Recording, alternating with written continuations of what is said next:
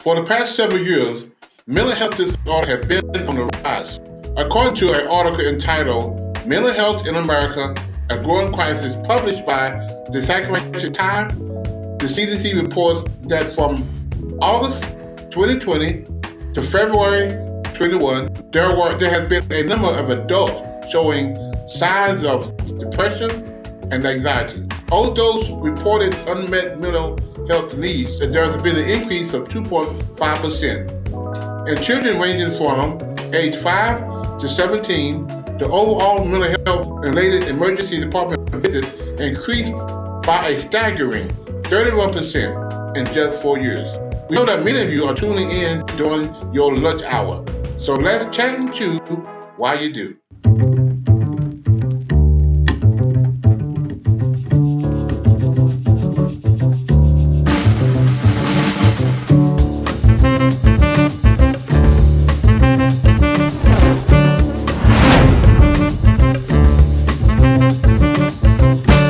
Good afternoon, everyone. My name is Dr. Glen Warren, the founder of Fatherlessness Forever.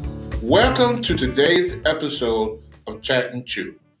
Today, we're going to talk about the growing issues of mental health disorder in our communities and our neighborhoods. To help us with our discussion, we're going to bring on Miss Betty Murchison, my mentor, my longtime friend, to help us discuss this topic today.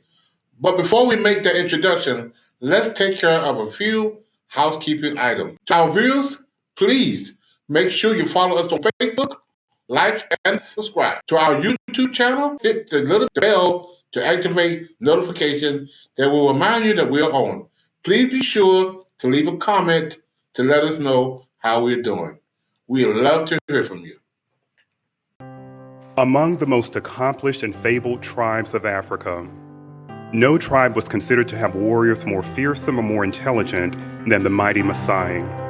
It is perhaps surprising then to learn the traditional greeting that passed between Maasai warriors, and how are the children? It is still the traditional greeting among the Maasai, acknowledging the high value that the Maasai always place on their children's well-being. Even warriors with no children of their own would always give the traditional answer, all the children are well, meaning, of course, that peace and safety prevail, that the priorities of protecting the young are in place, that Maasai society has not forgotten its reason for being, its proper functions and responsibilities. All the children are well means that life is good. It means that the daily struggles for existence do not preclude proper caring for their young.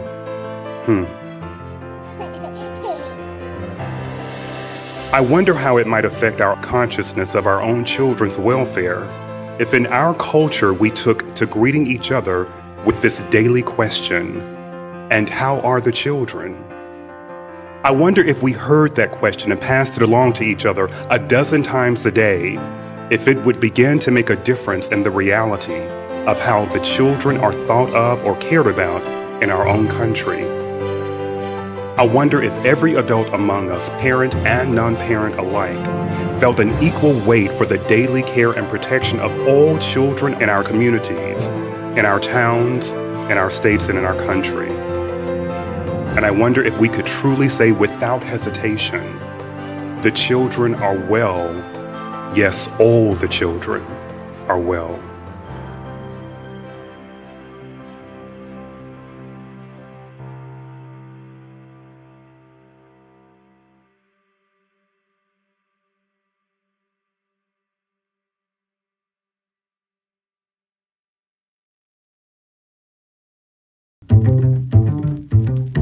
Before the break, I mentioned Miss Betty Murchison. Here's a few things I want to tell you about her before we get into this discussion.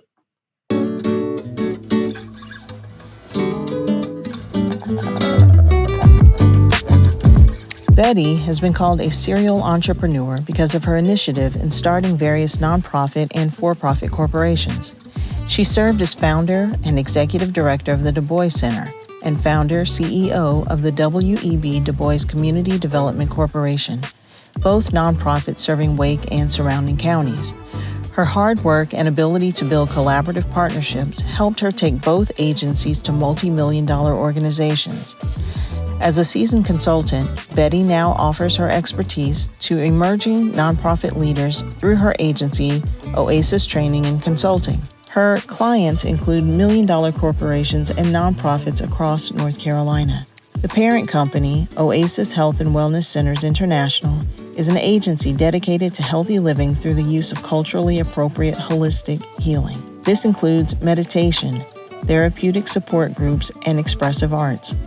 The class offerings provide support for families recovering from traumatic life experiences. Betty has a degree in political science, criminal justice from North Carolina University. She has done graduate work at Duke University and Harvard. She received a certificate from UNC Chapel Hill, Emerging Leaders in Public Health Fellow, and earned a certificate in nonprofit management from Duke University. She taught her early childhood classes at Wake Technical Community College for several years. Betty's experience on nonprofit boards include Habitat for Humanity, the Salvation Army, North Carolina Freedom Monument Park, Preservation North Carolina Center for Nonprofits, and the People. Coupled with her training and work reviewing grants for Wake County Public School System, Triangle United Way, Wake County Smart Start, New Profit Civic Lab, and the federal government, she is uniquely prepared to share knowledge with others. She's hosted workshops on all aspects of nonprofit management through the Nonprofit Huddle and with the Innovation and Entrepreneurship Center at Shaw University. Betty's work in racial equity started when she and her classmates integrated a local high school. She's been trained as a facilitator for study circles on race and as a circle keeper for facilitated conversations about race. Betty received a 2022 grant from the Abolitionist Teaching Network to develop a curriculum for parents to teach African American children how to handle microaggressions and racial threats. Her latest project is the launch of the Village of Care, a suicide prevention mental health initiative for youth. The Community Task Force for Child Mental Health was a brainchild of hers that has now launched the Village of Care. She continues to advocate for those who don't feel heard or get left behind. And now joining me in the studio is Miss Betty Murchison. So I have my dear friend, my mentor, who has actually been a part of Fathers Forever from quite some time now, and she reminds me so much of my mom. Oh. I used to try to call her Betty. She wanted me to call her Betty, and every time I try to call her Betty, I can hear my mom say, "Don't do that. Say Miss Betty." So I can never call her Betty Murchison. She's always going to be Miss Betty to me. Oh, please. But she has been a tremendous help to Fathers Forever. Fathers Forever, I can honestly say, we would not be where we are today if it wasn't for you. It just really is the truth. You have really came into us, offered us some advice, some very good advice that kept us out of a lot of trouble a couple of times. And really, you was one of the first ones that wrote a grant for us that we are now still walking in that grant. Wow. And so I just want to thank you for being. So when my staff and I decided we want to do something for Black History Month and want to interview somebody, you're the first person that came to my mind. So, and I just want to start out with asking a question. You're retired now, right? No. You're not retired? No, I'm never retired. No, well, in a sense of. You might need me, Glenn. No. But there. my point was, I'm retired, on paper, but I have to stop working. They don't count. And so I actually am working more harder now than I am when I was working for the county. So my question is, as you get older and you and I older, what is the why in your life? What makes you get up every morning? I mean, you got your Social Security, you got your pension or whatever. What drives you? And I know money's part of it, but that's not really what drives you. No. What drives you to get up and be a part of and do all these things that you are doing in the community now? It's people like you, Glenn. Oh, that's so People fun. like you and Angela and the work y'all do here at Fathers Forever. I still feel I'm relevant. I feel I'm needed. I know that there's work out there to be done. I know that just because you reach a certain age, you shouldn't just stop working in the community. As a matter of fact, I feel that I am better suited for work now because I've got a number of contacts I've developed over the years. I've got resources. I know how to get stuff done. Yes, that you do. And I enjoy what I do. I really, really enjoy working with emerging nonprofits, mature nonprofits like your own, and being able to help with opening doors as well as moving uh, the progress of these agencies using all of the things I've developed over the years. Wow. You have taught us so much, and as we get older, we now have a lot more wisdom than we did when we first. We hope. Some of us. Hope so. We hope so. Yeah. So, and my why is kind of like yours. I think people should, at 50, 55, 60 years old, should really start working a full-time job and get back to the community. That would be my.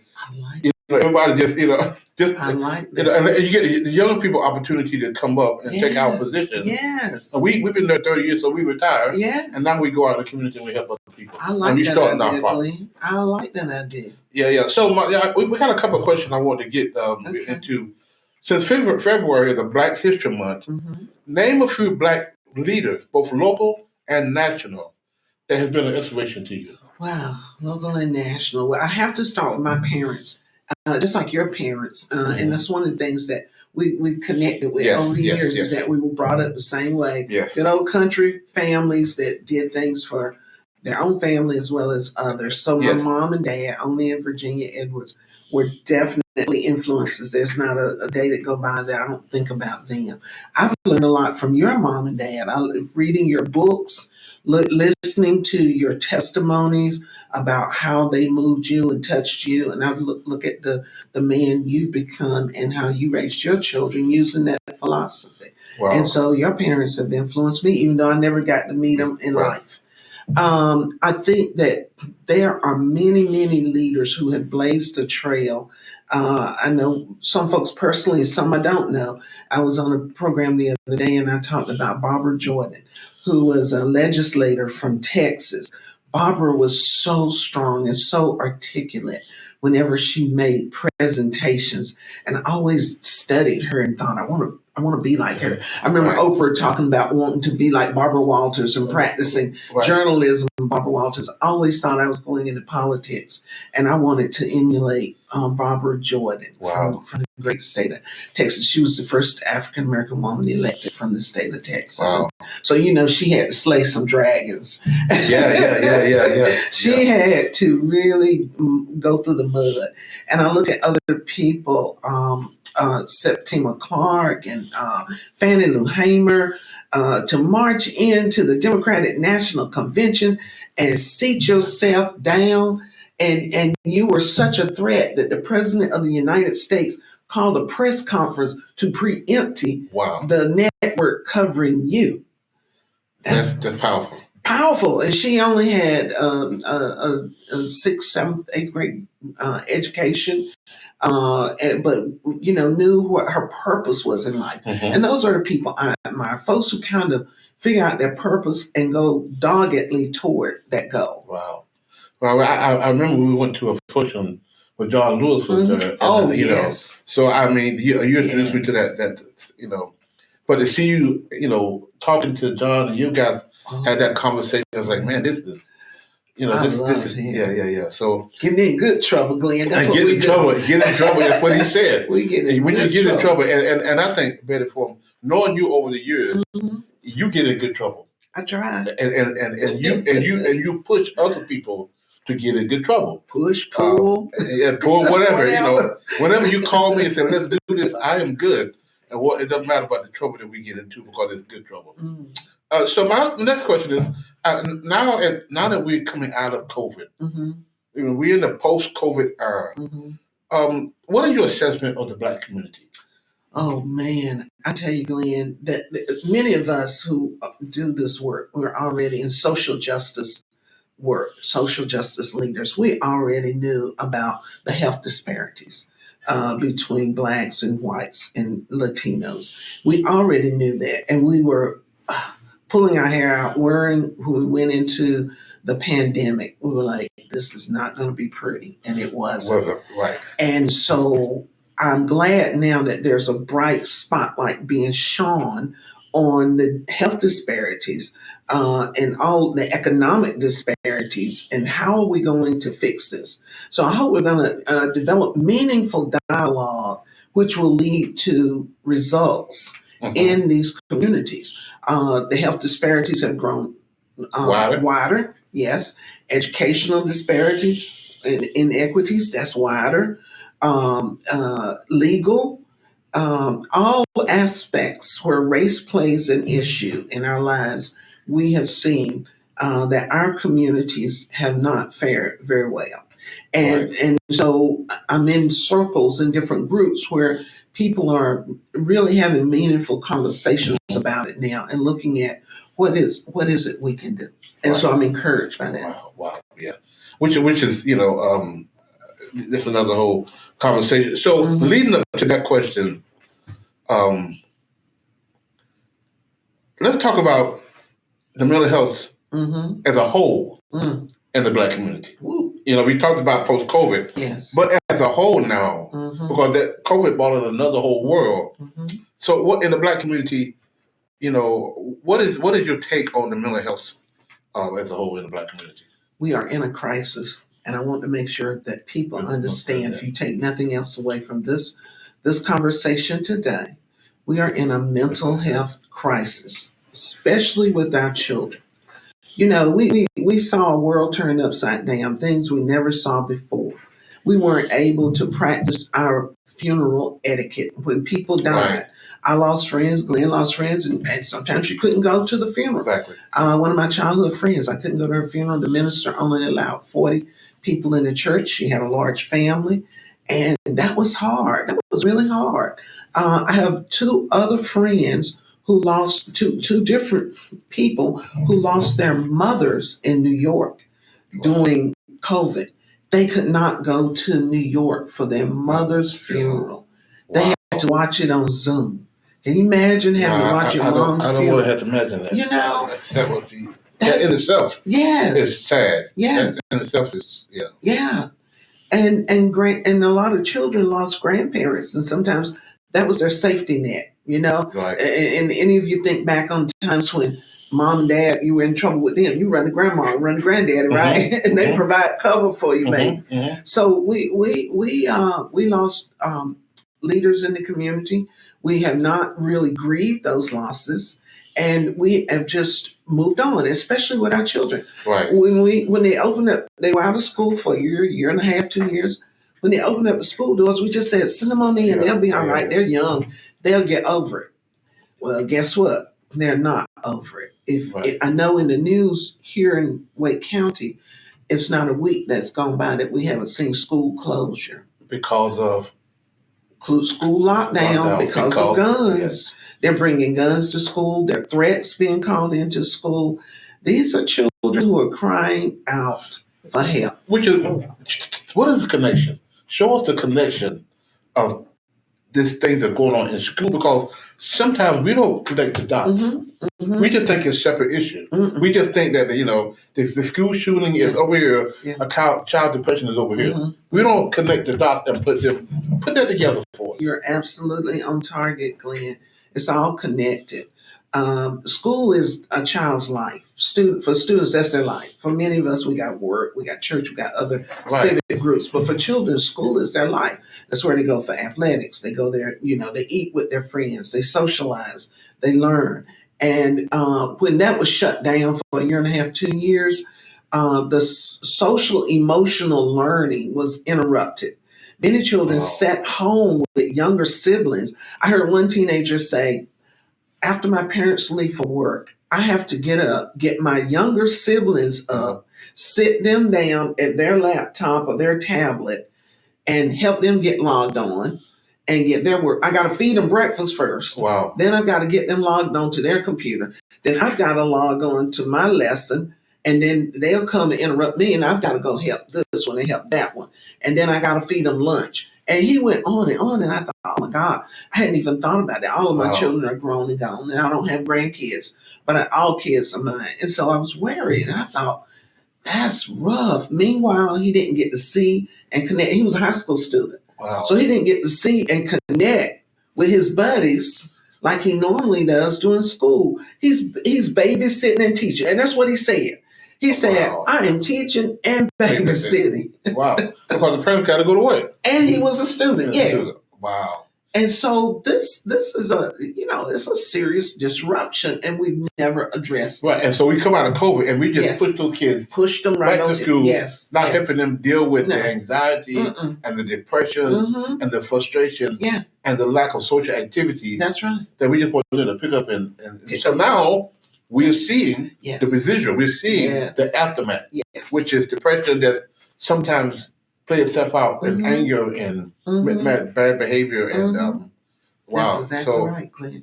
And it's amazing and I'm glad you pointed that out because I would have never thought that. And I'm sure your audience never really if you just go back and listen to what you just said. Because if you don't have younger kids, you don't imagine now the parents who do have younger kids, they still might not they understand. They don't what this parent, this son is, and so many sons and daughters are going through that because they had to be the parent, and we understand parents got to go to work. We get that. But what we have to do now is try to figure out a way to help these kids. And so, which brings me to my next question. A few months ago, you came to me with an idea, and like you did with several other people. And I want to tell the audience something. When Miss Betty comes to you with an idea, no, it's not on the table. Not that she's gonna make you do it, but she compels you to want to do it. Oh my. Her presence, her heart makes you want to get off of your butt and do something. Even if you're doing a lot, it's no excuse. You can't. You still. Miss Betty, I'm doing 10 other things. Add one more thing to your table, and that's what we did. But gladfully, because Father Forever is a nonprofit work with fathers. And we see a lot of kids devastated because of the absence of fathers. Yes. And so like 70% of kids who drop out of high school come from a fatherless home. And we could go down to statistics. And so we want the fathers to understand their presence in the kids or their absence in the kids' life. Yes. And so you created this thing, and I want you to really dive into us and tell us about this village of care that you have created and that has taken on some legs and some wings now. And I know we met yesterday, a couple of days ago, and you gave us some more good reports. But tell us a little bit about the history and where we're going with this. Wow. Thank you, Glenn. I guess. I am blessed to have so many good friends like Glenn and Angela and the folks here at Fathers Forever who believe enough in me that when I approached them with an idea, they were like, well, let's talk about that or let's think about that. And maybe, we can help some.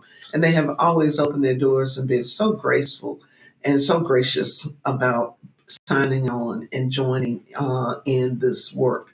So the Village of Care is a program that we started working on last summer. And I called together because I don't feel like I'm smart enough to figure these things out, but I got friends that are smart and they come from all different sectors and industries. So we brought together nutritionists and mental health consultants and faith community and grandmamas and grandfathers and academics. And we just had a broad cross section of people to talk about suicide prevention. It started with suicide prevention for young people because we had a lot of young people committing suicide. One child in was it middle school committed suicide at school. Yeah. So not only did he take his life, but he traumatized all the kids in the school by taking his life there. And so when we were talking about it, we were like, this is unacceptable. We live in Wake County, and it is one of the wealthiest counties in the South. I mean, home prices here are through the roof, and everybody is Amazon, and everybody else is moving offices here. And we have a great tax base, So why can't we solve this problem? Yes. So many resources, Glenn. Yes. Why can't we solve this problem? But we know that there's some things out of our hand. There are not enough social workers. Right. There are not enough therapists. Yes. That will take years. Caseworkers. Yeah. It's going to take years for folks to go through the training, the education, the licensure to be able to treat children or treat adults. Right. So we were like, well, the cavalry's not going to come and rescue us. They're not coming. They are not coming. Don't look for them. We've got to save our own selves. We got to fix this. Yeah. And we got to fix it. And so we start putting our heads together and thinking through this. And one of the things that kept bubbling up is that when we were, and Glenn and I both grew up in rural communities, didn't have a lot of families, didn't have a lot of money. But we had people in the community who cared about us. And if you couldn't talk to your parents or your siblings, you had grandparents, you had aunts, you had uncles, you had other people that you could go and talk to, and they would listen to us and offer help. Might not be what we wanted to hear, but it kept us until we were sane enough to keep ourselves. Right. And so we started developing a model where we were going to call grandparents up out of retirement or whatever they were doing and put them to work. We need to teach you active listening skills, youth first aid, mental health, all the things that will help you become an advocate, become a resource in your community. So that's how Village of Care was birthed. And CARE is an acronym. It stands for compassion, awareness, resources, and education. And our goal is very simple because we wanted to develop a model we can replicate anywhere. Let's go ahead. Say that one more time. The Village of Care? No, what the acronym stands for? The acronym is for compassion, awareness, resources, and education. Yes. Wow. Yes. So what we want to do is to find enough compassionate people, like your audience members, who we can make you aware that we are in a crisis. You may not know it. You may think, well, my grandchild's just acting like a teenager, and you don't know that he's going to carry a gun to school. Wow. You know? Yeah. So we want to make you aware that there's a crisis. Connect the dots. Yeah, connect the dots. And we want to educate you. We are going to provide the training that you need in order to be the resource in your own community. And a village is wherever you are. My village goes with me wherever I go. I have a village. And that's what we wanted to use, that concept.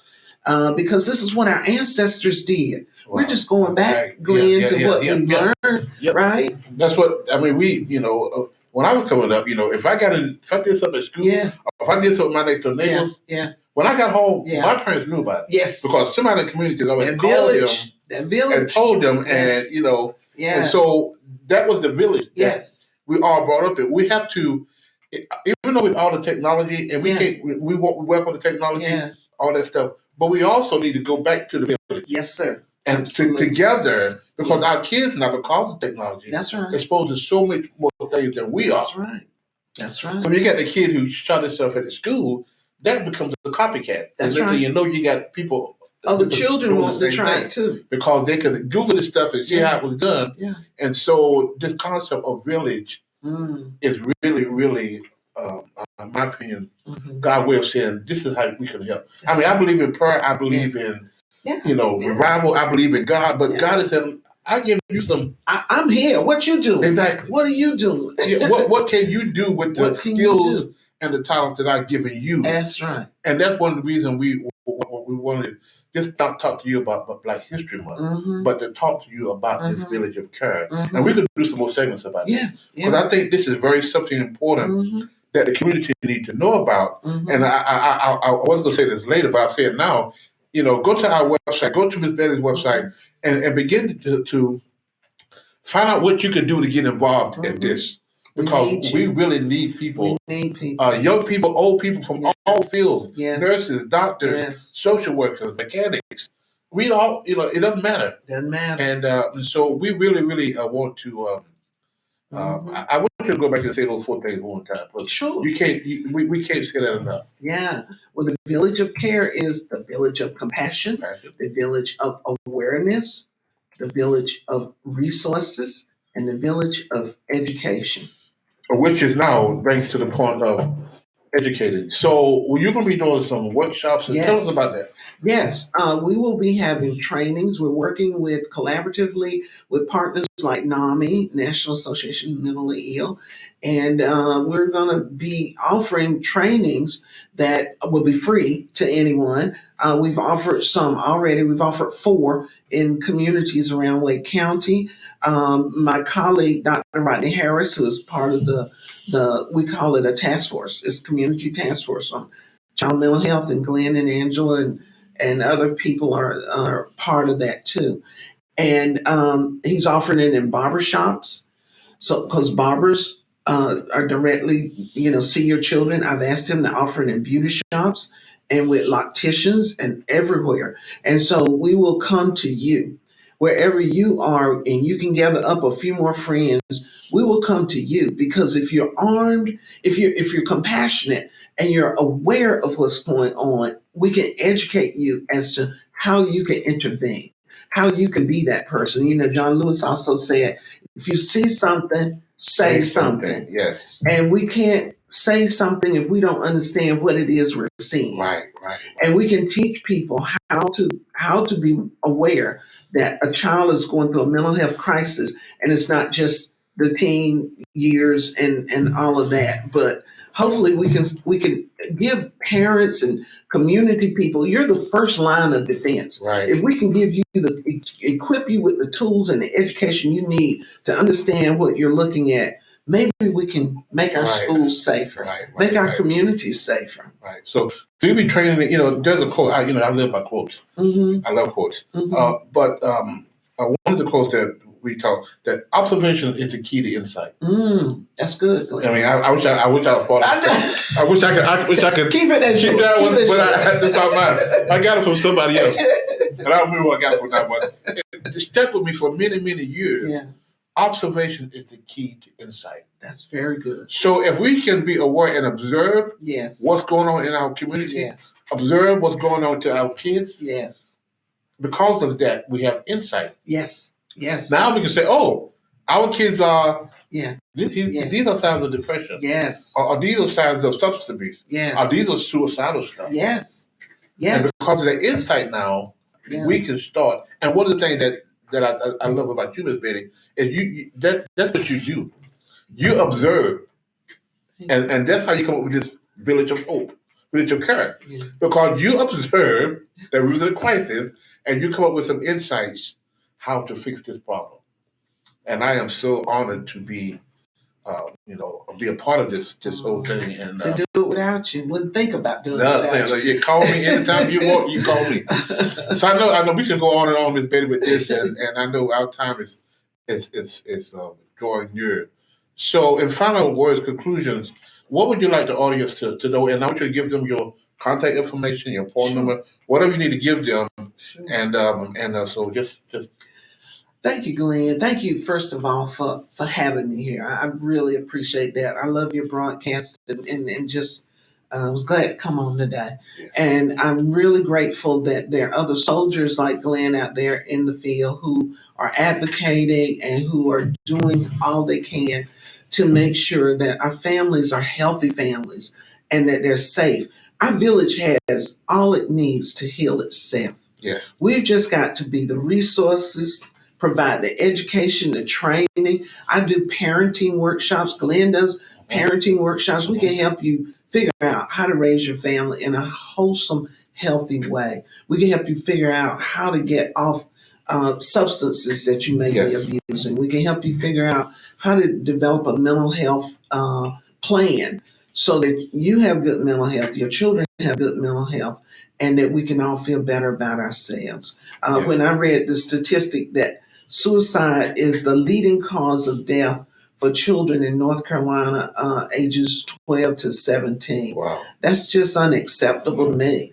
And I just don't think we have to just sit around and live with these statistics. We all have the ability to do something. All of us can't do everything, but each of us can do something. And we want you to be a light in a child's life. And we invite you to join us on this journey.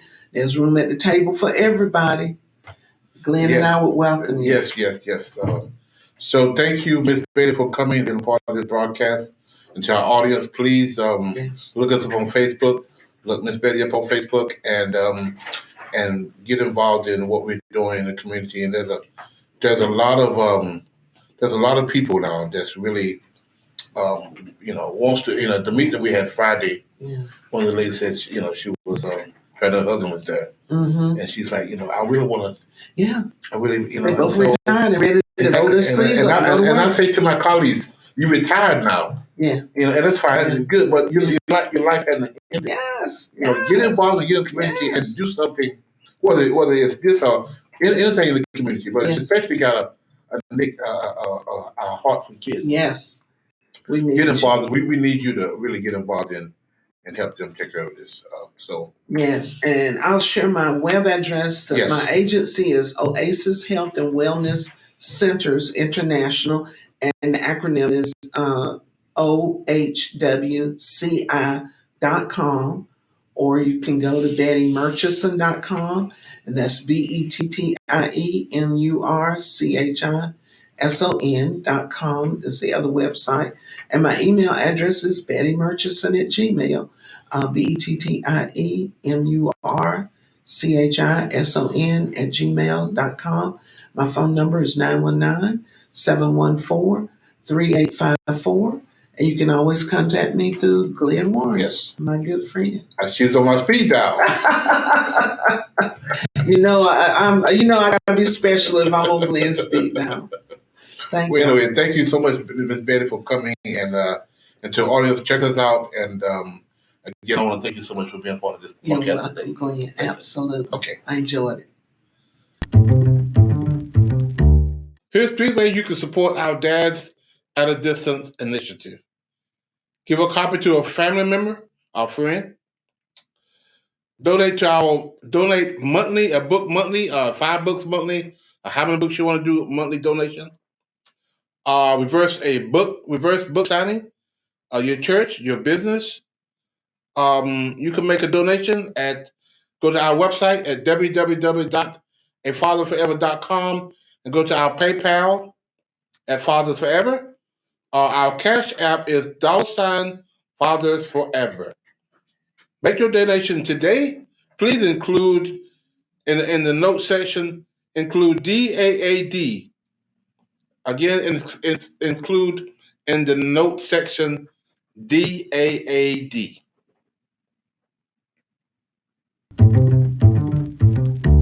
Wow, what an amazing interview with Betty Murchison. She is a wealth of knowledge. She's very informative. She's helped so many people so many years do so many things. I'm really grateful I had the opportunity to interview her as my mentor, as my friend, my coworker. She has been amazing part of Father Forever, and I really, really hope you guys enjoyed the interview. And go back and listen to it again and send it to your friends, people that are struggling with mental health and kids. Please be a part of what she's doing in the community, the village of Church. Well, we certainly appreciate you all for spending your lunch hour with us. We know you could have been anywhere doing anything else, but you chose to dine with us instead. If you did find your lunch fulfilling, hopefully the knowledge you learned in this broadcast was mindful. Until next meal, once again, please be sure to leave a message or comment letting us know how we did. If there's any topics you would like to discuss, or there's any guests you would like for us to bring on the show, or if you would like to be a part of the show, please visit our website at www.afatherforever.com. Call us at area code 919-779-9905. The Chat and broadcast screen every Thursday at 12 o'clock p.m. on YouTube and Facebook. Thank you. Until we meet again.